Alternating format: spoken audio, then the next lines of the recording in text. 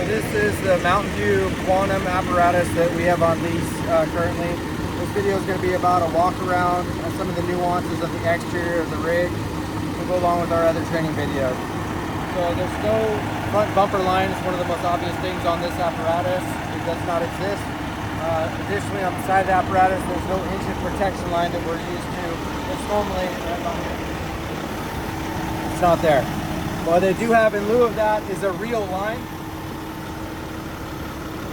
The reel line is right here. It normally has a little mount. We'll get that mounted when we get a hold of one. We don't have one right now. But to use it, you just pull the reel, pull as much as you need. It has a 1-inch 4-string nozzle on it. Turn it counterclockwise, it opens up.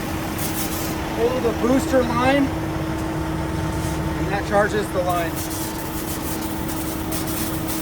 Close it back up when you're done. Take pressure off, then shut the nozzle. There is a mechanism here, a step switch, where you step on it and it reels, power reels up. So we'll do that.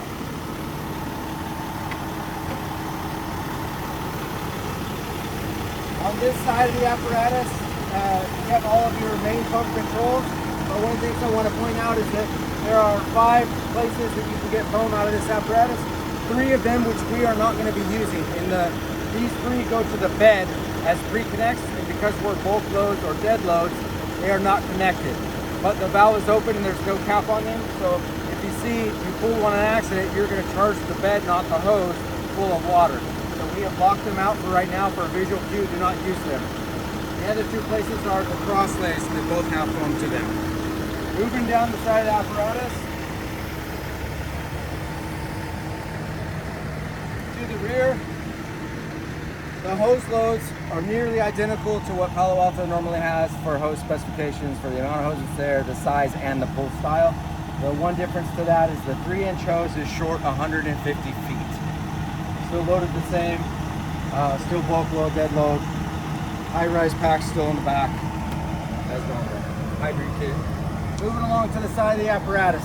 Oh, and there's no rear discharges, so you cannot connect to the rear of the apparatus.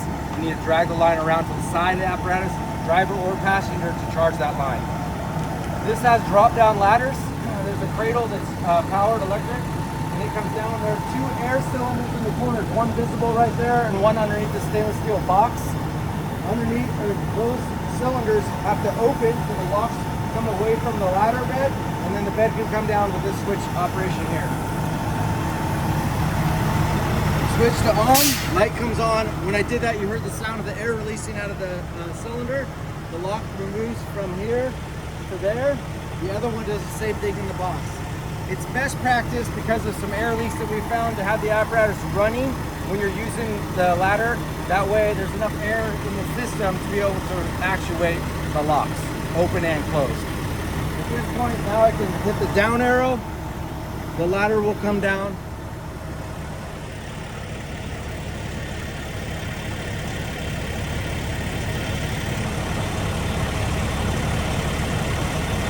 My recommendation is if you're going to pull the ladder rack down and use the ladders, pull both ladders, get them off of the ladder rack, and then stow the ladder rack back up. That way somebody walking around the tail end of the apparatus doesn't come in face-to-face contact with the ladder rack. So I'm going to put it back up, push the up arrow.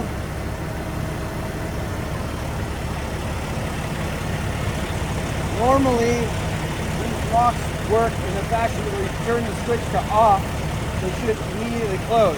They aren't doing that due to air pressure or whatnot. We'll look at that later. What we've found is that if you turn it to off, the light goes off, they don't move.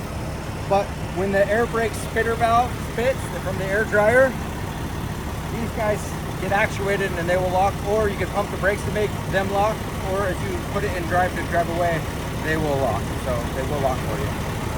On this side of the apparatus, we're also used to seeing a large diameter stores connection to be able to pump the aerial truck or send water to another apparatus in a relay pumping technique.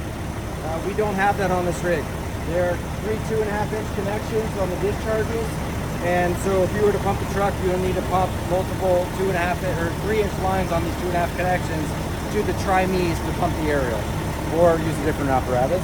Additionally, you have a manual intake valve on this side, where we're used to the electronic intake valve on our other apparatus that you operate from the pump panel. You have to come over here and operate this one as you get your supply, or get your supply, come back over and open it up when you're ready.